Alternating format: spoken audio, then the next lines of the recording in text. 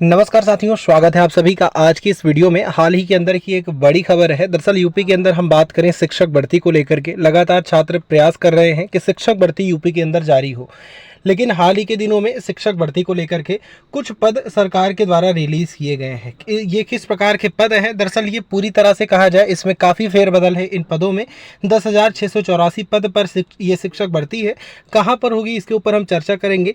क्या ये जिलेवार वैकेंसी है या फिर कुछ और, इसके ऊपर भी चर्चा होगी। साथ ही साथ ये वाली लाइन काफ़ी मेन है, टेट सीटेट बीएड बीटीसी की ज़रूरत नहीं, यानी इसके लिए आपको ना तो टेट की ज़रूरत है, ना तो सीटेट की ज़रूरत है, ना बीएड की, ना बीटीसी, यानी कि एजुकेशन में आपने कुछ भी नहीं कर रखा, उसके बाद भी आप शिक्षक के इस पद पर कार्यरत हो सकते हैं। वेतन कितना होगा, किस प्रकार से आवेदन कर सकेंगे, कब से कर सकेंगे, सारी जानकारियां प्रॉपर्ली हम देंगे। जो भी साथी नए जुड़े हैं, चैनल को सब्सक्राइब नहीं किया है, आप चैनल को भी सब्सक्राइब कर लें।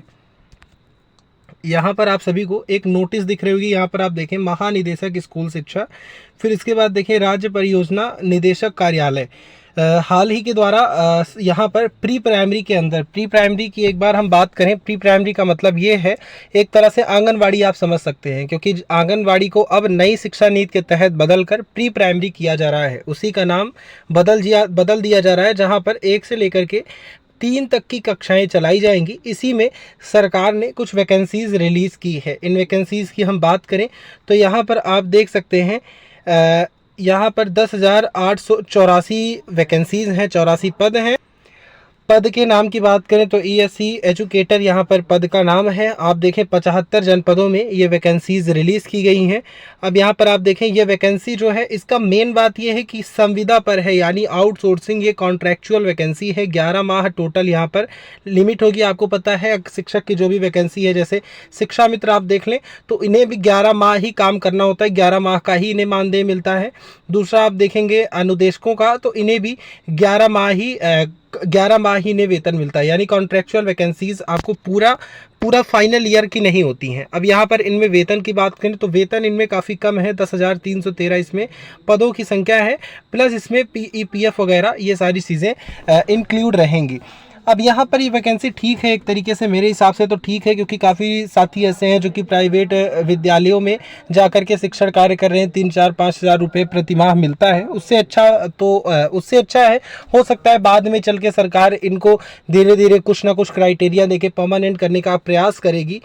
ये चीज़ें तो मे बी वाली हैं, लेकिन अभी तक इसमें इसकी दिनांक दी गई थी, इसमें कहा यह गया था कि 30 सितंबर तक ये भर्ती पूर्ण कर ली जाए, लेकिन 30 सितंबर आज तो यहाँ पर 17 तारीख हो गई, तो ये वैकेंसी अभी तक इसके लिए कोई भी आवेदन नहीं शुरू हुआ। इसके पीछे का कारण है वर्तमान में चल रहा विवाद, 69,000, 68,500, ये सारे विवाद जो वर्तमान में चल रहे हैं, कहीं ना कहीं ये इसको लेकर के कारण बने हैं।